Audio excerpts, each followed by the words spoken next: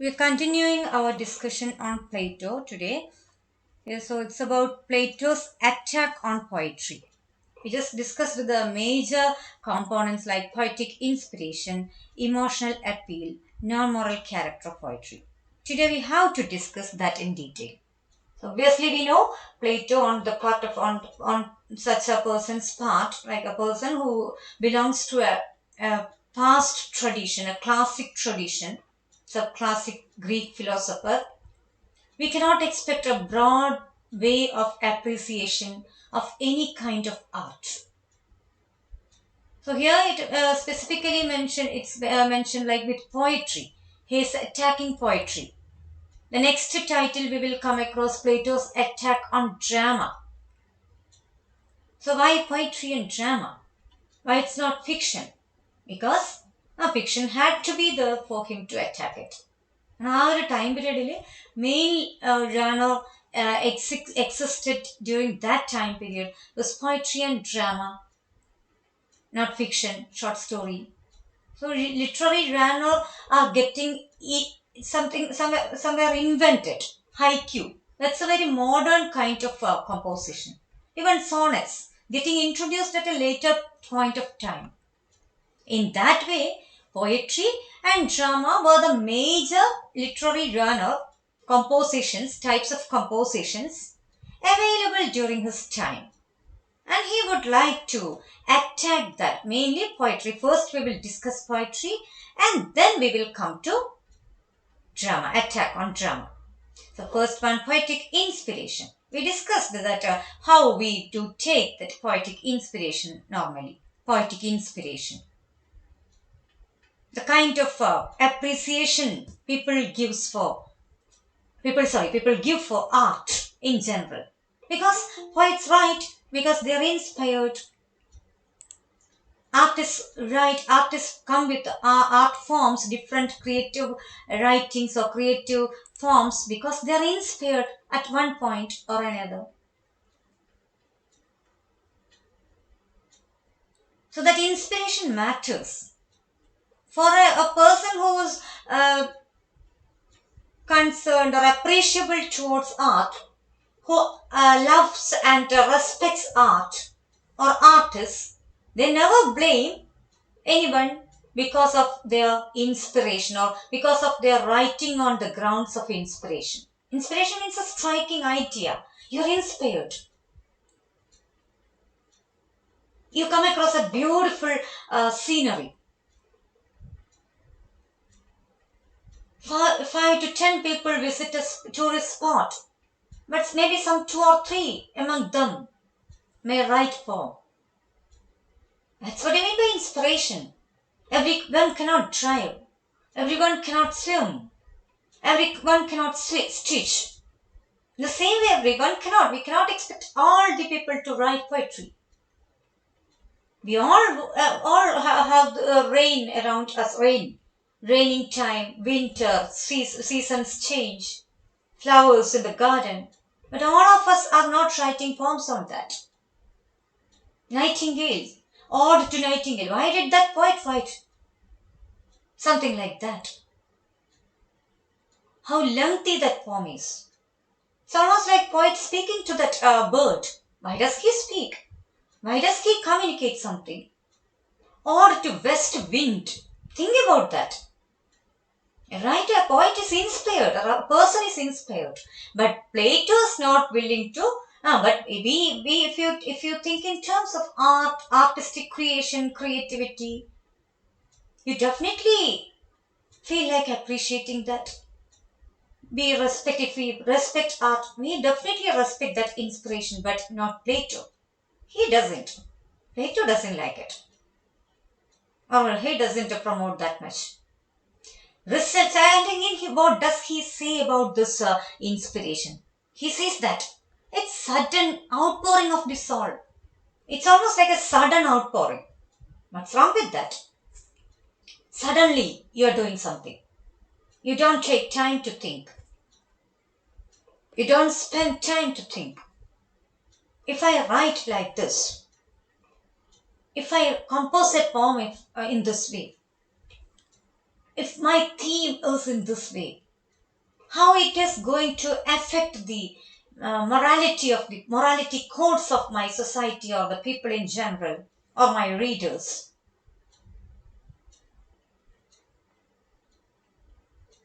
When a sudden outpouring of this salt takes place, means your ideas are suddenly getting outpouring. There is no thinking, there is no platform for thinking. There is no time you allot for thinking because you are inspired. When you are inspired, you cannot always control yourself with the reason.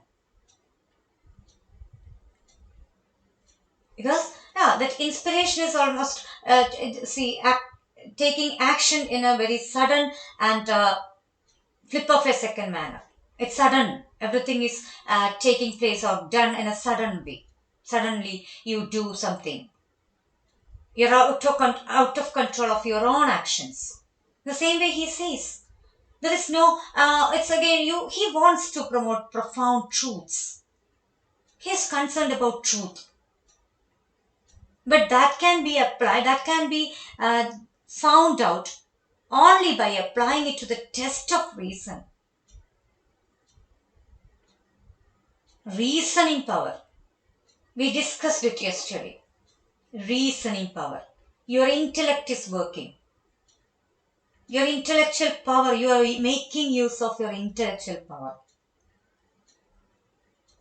But actually, you don't have time because the truth is not tested upon. You write a poetry, you write a poem. You don't spend enough time to set it or subject it to the test of reason, test of truth. You just publish it. You just you just provide it for reading. And people read it. They also take your ideas. And situation becomes worse, according to Plato. Plato feels that these writings can affect the morality. Because it's not at all always out of reason that these people write. Hope you're following me. Now, poet, they're guided by the impulse of the moment. Another problem. Impulse of the moment. All this can be connected actually. Impulse of the moment. That's it again. You're not thinking about the consequences. If I write like this, if I say like this, if I promote a rebellion, if I promote a kind of idea of this kind or that kind, how it is going to affect everyone?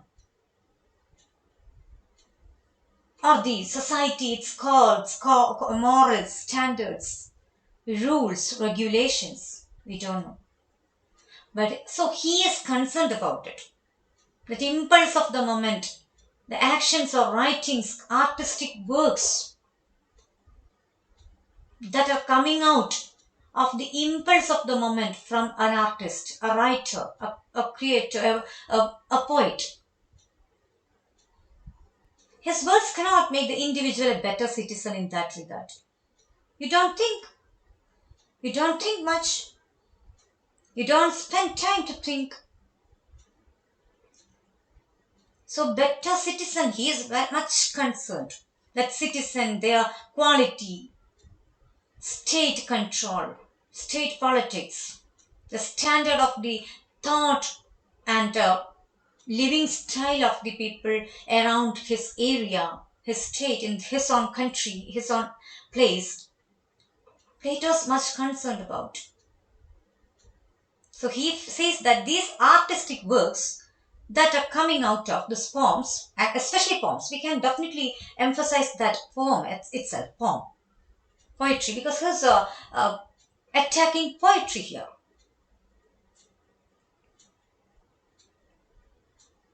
What does he say? It cannot make individual a better citizen or state a better organization. Such poems cannot bring anything, any moral codes or standards. It cannot instill any value in any of the readers. So why should we promote poems? It's just out of poetic inspiration. That's the first point. Please note down. First main point of attack is about the poetic inspiration, that is part of poetic composition. Poetic inspiration, out of which the writers, the poets are composing these their ideas into a poetic mold, and you get it for reading, and that inspiration may affect the readers. He's not at all happy about it. Plato is not at all really happy about it. So in his Republic, obviously, when it is in italics, it means it's the name of a text. By whom? Plato. So you can expect this as it's one word question. You please note down certain writers are mentioned and their major writings. If that is mentioned in the notes or in our explanation, please note down specifically. You have Republic by Plato. When we discuss Aristotle, his major text shall be mentioned. And then you please note down, should not be confused. Okay. So what does he say? In his Republic, actually, he doesn't give any place for poets except for those who composed hymns. What's that pronunciation? Hymns. Hymns. Hymns to God, to the gods, or sang praises of famous men.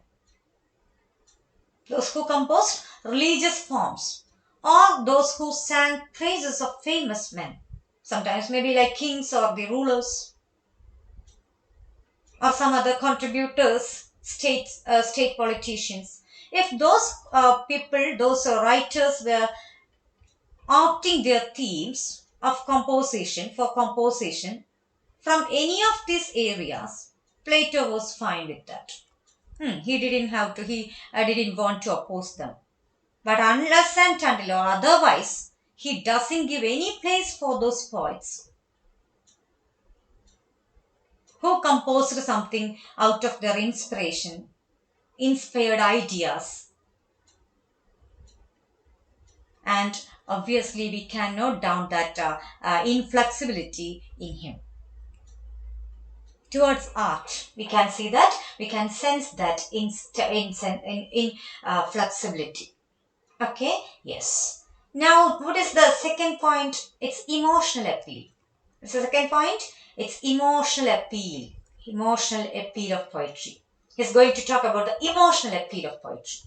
We will see what all points he is going to discuss under that title, under that caption. Yeah, emotional appeal of poetry. As it is the outcome of inspiration.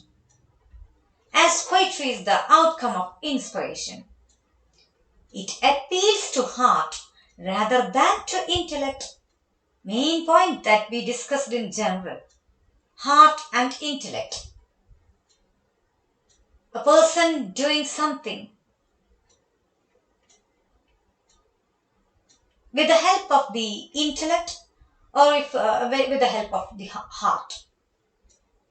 Which is good. You cannot say an objective answer for that. It's purely subjective. ഏതാണ് നല്ലത്? Heart, അതായത് കുറച്ച് ഇമോഷണലായിട്ട് കാര്യങ്ങളെ approach ചെയ്യുന്നതാണോ, അല്ലെങ്കിൽ intellectually every time? Sometimes people you might have come across people saying be practical എന്ന് പറയുന്നത് കേൾക്കാം. ബി പ്രാക്ടിക്കൽ കേട്ടിട്ടുണ്ടാവില്ലേ? Might have come across that, right? What is that? Then you promote that intellectual way of dealing with your situations, life, everything. But heart, if you are emotional, your heart is functioning more. Your heart, it's functioning, and you become more emotional. Sometimes you may be crying over some problems and losses. But intellectual people, they do not usually. But sometimes they get that kind of what you say? They face such criticism like, you're a rock. This person's heart is made of rock. Sometimes you might have come across people criticizing others in that way. That is purely expectation of the society that if it is a woman, she should cry when she loses some their beloved persons and all. But if a man starts crying, the same society would say, "Oh, he is crying like a woman." So this is the problem. This is the problem of our own thought system. I'm not talking about that, but we can obviously talk about heart and intellect and emotional and intellectual content, intellectual way of dealing with the matter.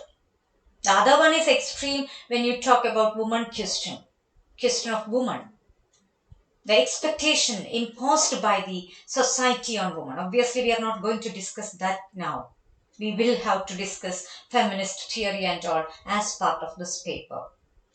We are just in this BC century. We haven't even come to the anatomy. We are just with the Plato now, and obviously, woman question, suffering of women, everything is there. He doesn't talk about women writers because women writers were not there. That's it. That's why something should be there for you to discuss. But that was not there. And representation of life through various elements of poetry. So he says that this is about heart, emotional content. They are emotional. They are approaching everything in an emotional way. Obviously, just think about this. Sometimes we say when you look from outside, yeah, I'm doing my graduation in English literature. People who doesn't have much idea about this field may say, "Oh, you are reading something written by those, some imagination, some of the scribblings of some wayward people, inspiration. They write something, and you people are doing research on this. Why are you spending your time?" Sometimes people feel think like that.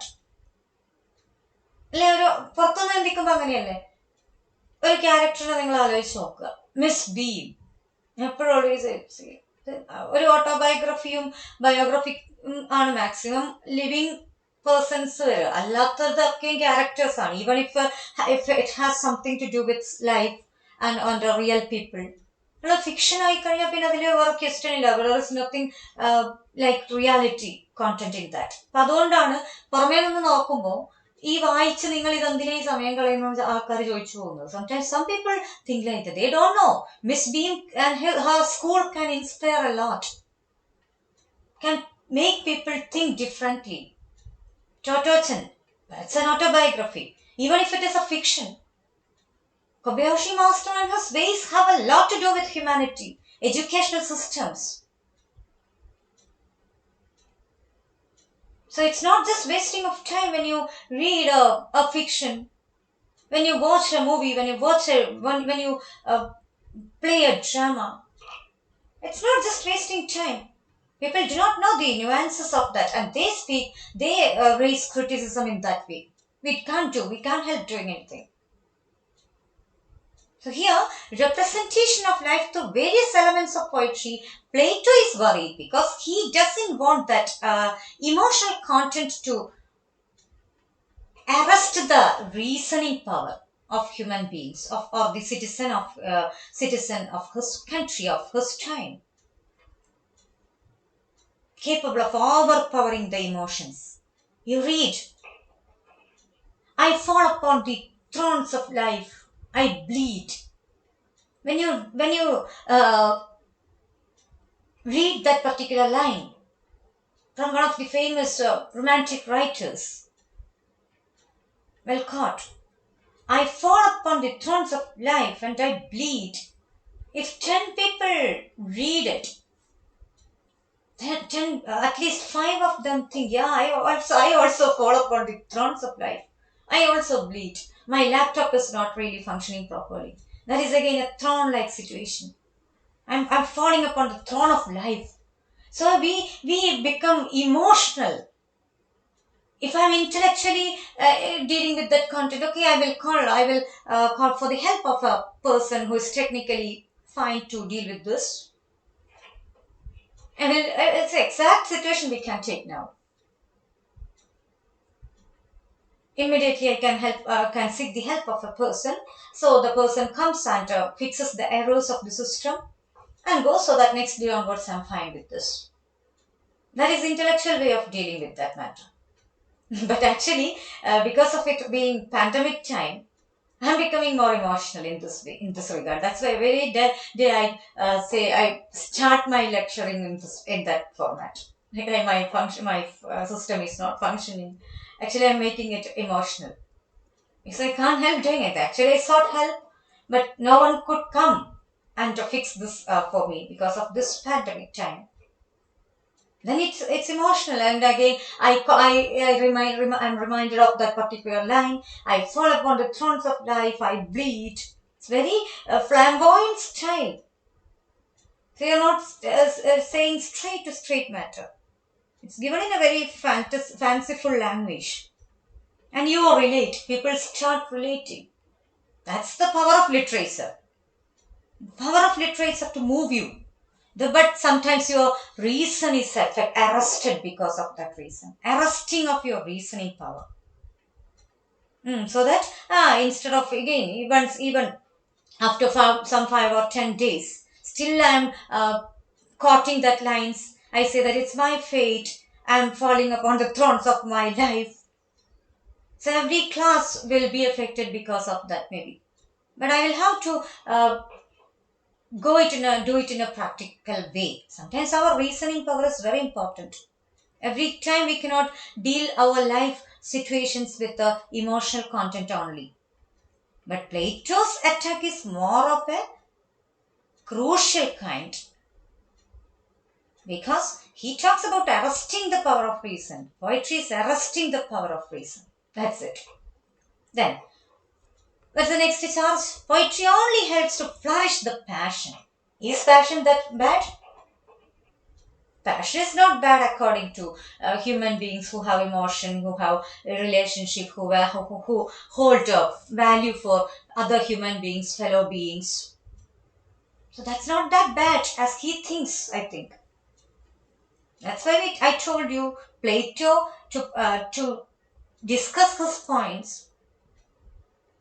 We can obviously think in a very from a critical point of view. Why? What is going to happen if you have flourished the way of your passion is getting flourished? It's good in one sense. Actually, world is devoid of passion. That's why we have all these wars, conquering everything. You know the what is happening all around us. Think about the socio-political context, contemporary issues. We try to connect everything. Poetry. It helps to. It's actually he says that it only helps to flourish the passion and let them rule minds of individuals. Let them rule minds of individuals. So your mindsets are arrested. Your mindsets are arrested without allowing space for reason. He's much concerned about reason. He wants every citizen to be reasonable, very practical. So that is the problem. So he cannot he cannot always think in terms of the benefits of flourished way of passion or other kind of emotional content in human beings in general or in especially his states his powerful his position as a statesman his own designation or to the time he was immediately connected with the state politics that definitely have a lot that does definitely has a lot to do with this these arguments I think. Okay, yes. What about the third point? Third attack. He attacks it on three grounds, and the third point is non moral character of poetry. Non moral character, morality, non moral character of poetry. What is it? Moral, non moral. He says that morality, it's lacking, poetry is lacking morality. He says that it has concern, lack of concern with the morality. Poets are not at all concerned with morality, moral codes, standards. They never give any value. They just write down something that comes to their mind immediately without thinking twice. about the kind of communication it makes, kind of sense it provides. And he says that it treats both virtue and vice alike, without any consideration for moral codes or standards. Virtue and vice. What do you mean by virtue and vice? Virtue and vice alike. It treats both alike. What do you mean by that? Virtue, vice. Vice means something very negative. Virtue means the kind of beauty, worth in things. Nanma, tinma. The terms mean virtue, nanma, vice, tinma. Negative aspects of character, people, thought. That's what we mean by vice virtue difference. And again, he says that it treats, more poetry treats both virtue and vice alike. All poems do not end up in the success of some virtuous people. I will quote one of our famous sayings from Malayalam. Pabigala Devam Banavola Valattu. There is a saying in that. It's actually communicating a very negative idea. When some people take it for granted, പാപികളെ പനപോലെ വളർത്തുക എന്നൊരു കാര്യം നമ്മൾ മൈൻഡിൽ എടുക്കുകയാണെങ്കിൽ അതൊരു ലിറ്ററേച്ചറിലൂടെ അത് communicate ചെയ്യാവുന്നു, അല്ലെങ്കിൽ ചില ക്യാരക്ടേഴ്സിലൂടെ അത് കമ്മ്യൂണിക്കേറ്റഡ് ആവുക. നിങ്ങൾ ആലോചിച്ച് നോക്കുക. അതായത് ഇപ്പം നിങ്ങൾ വെറുതെ വേറൊന്നും വേണ്ട. Most of the television series, especially Malayalam, I think, have that tendency. കണ്ണീർ പരമ്പരകൾ എന്നൊക്കെ പറഞ്ഞിട്ടുള്ളൊരു ഒരു മോഡലുണ്ട്. Like always the person who is standing on the side of virtue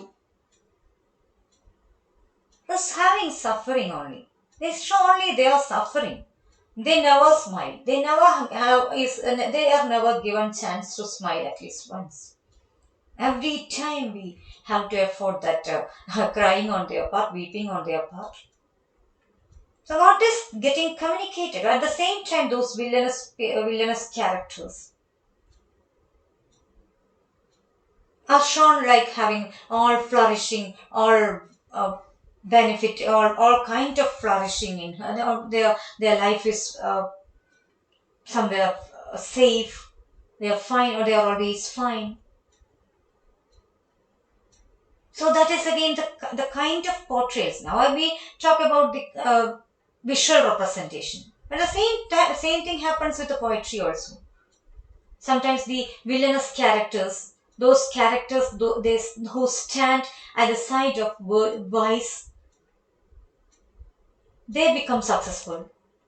Those people who stand at the side of virtue, they have all the sufferings. And so what is the kind of communication that you get there? What is the kind of communication that you get when you read such poems? You feel like, this is it. So you read 10 poems of that kind. And you feel, okay, this is what is the truth. So all those characters are doing all negative things. Their life is not at all based upon morality, but they have all the benefits and they become successful. So why can't I try with that? There is possibility that we also subscribe to that kind of a thinking. I don't know. So he is concerned. He says that it's a non-moral communication that is happening with this kind of characters, portrayals, themes, everything.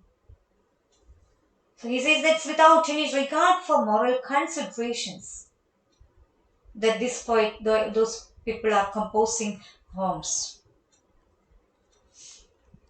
Then, some more points are there. It presents us pictures of men who are happy in spite of their evils. Actually, the elaboration of what I discussed now. We took that points from our own the available sources like some teleserials and all, but like it presents pictures of men who are happy in spite of their evils. That is it. That's really problematic. That's truly problematic. So again and again, if you come across such portrayals, your thinking is likely to be affected. So when people read something in that way, they are likely to be affected. Their thought also, they also start thinking in that way. And of men who are unhappy despite being righteous. The kind of some heroes or heroine characters who are always unhappy. They try to help others. They hold all virtue in their life, in their stance, but they are always unhappy. They are portrayed to be unhappy always. So that he is suspicious of the power of literature to move and to charm. This is the reason why Plato is suspicious. What do you mean by being suspicious? He's suspicious of the power of literature to move and to charm. So that he says that literature, such literary works, such poems, especially such poems, we emphasize that because we are discussing his attack on poetry. He is suspicious, he's dubious, he feels doubt that this kind of a literature, in whichever way you claim art as valuable, you cannot move people in a righteous way with such representations and characterization of portrayals or themes in general.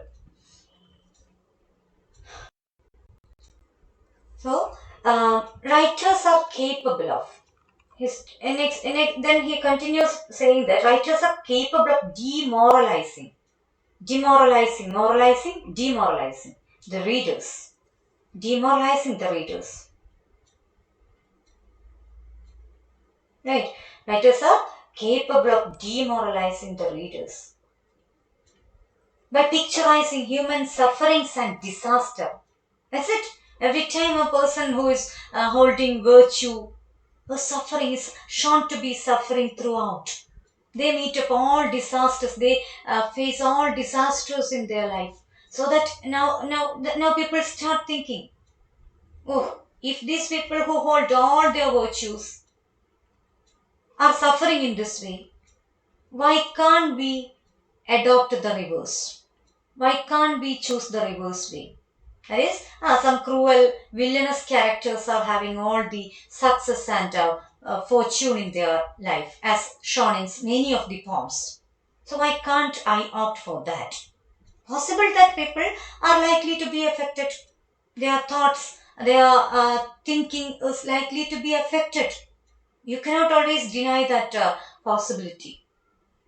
So Plato says that this happened, and he doesn't want that demoralizing because of poetic components or poetic reading or poetic compositions. Divine goodness and justice are brought into question. Divine goodness and justice are brought into question. He says that sometimes divine goodness and justice are questioned by these compositions. And the models and heroes presented in those writings are more likely to damage rather than discipline the character of youth. Certain characters, heroic representations, some of them were very wayward without having an organized, harmonious way of life or rules or principles. But those heroes are represented as very successful in such portrayals. Very problematic. According to Plato, it's really problematic. So that is likely to damage rather than discipline the character of youth. Think about certain characters that obviously, think about certain film based characters.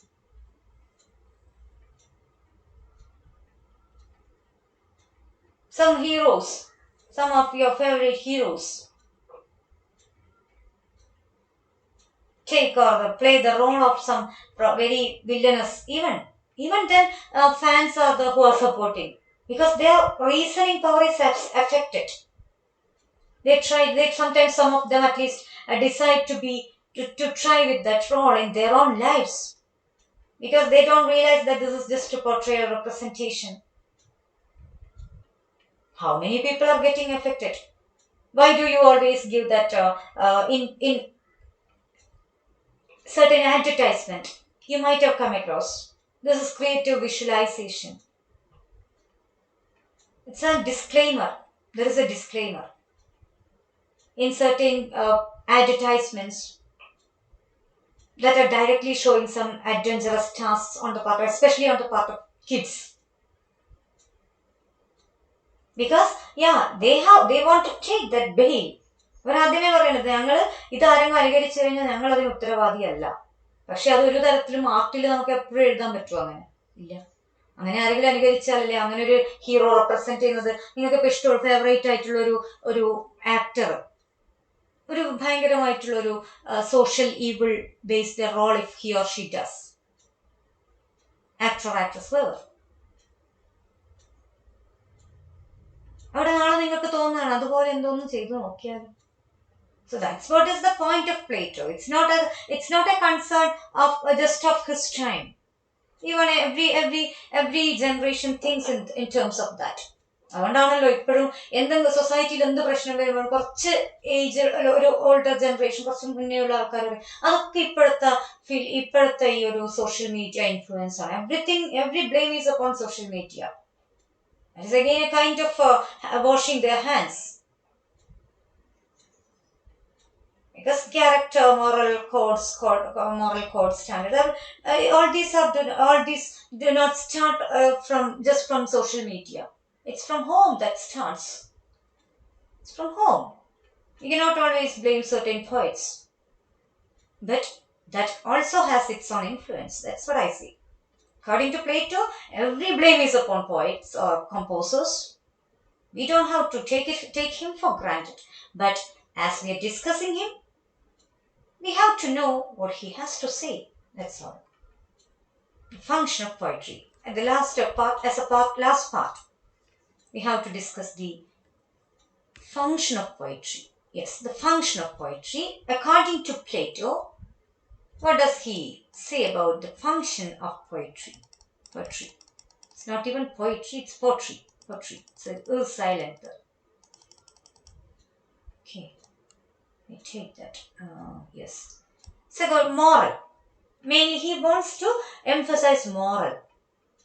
He wants to promote the writings which stick on to the theme of moral codes, standard, basic principles and all.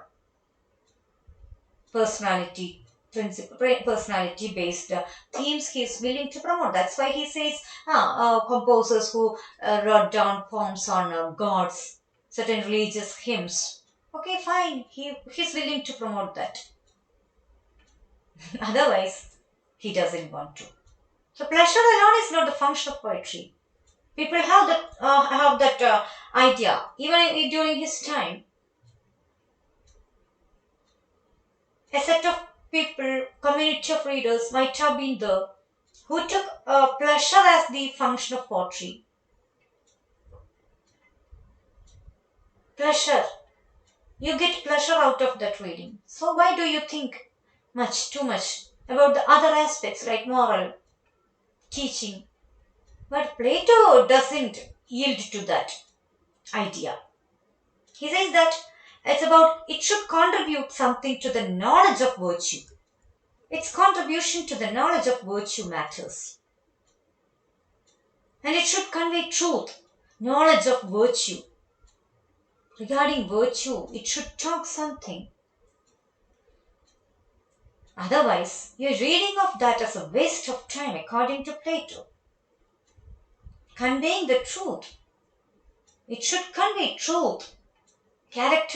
All characters, he expects or prefers all characters to say truth, to stick to truth, and again that may help to mold the character In that way, if you are composing poems, Plato is definitely willingly he is ready to appreciate that. Otherwise, no. A big no he says to these people. He won't, it's again such truths and character building, such references in poems may promote the interests of the state. I told you his close connection with the state politics during that time period. So, interests of the state, he wants to promote every art, everything intellectual, everything artistic. He wants or he prefers all those to promote the interests of the state. Right. So, really difficult because art has its own freedom of representation, expression. So, he says that a poet is a good artist only if he is a good teacher. A poet is a good artist only if he is a good teacher. That's argument point he makes that. And with that he ends up the discussion on poetry. Actually, three major points, major attack. After that, he says what, according to him, what are the functions of poetry. Poetry.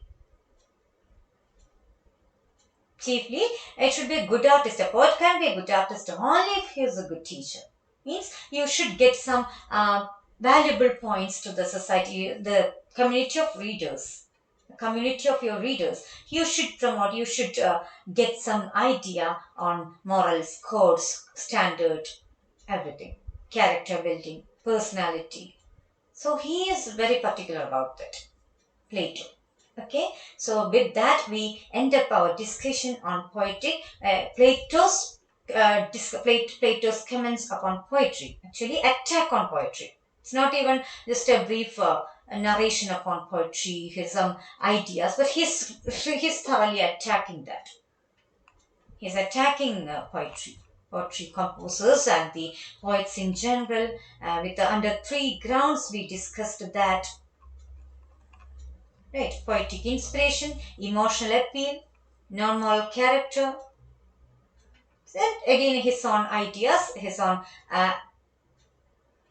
thoughts about three of the titles we discussed. After that, we went to discuss the functions of poetry as given by Plato. So, with that, I wind up today's session. Thank you so much for listening.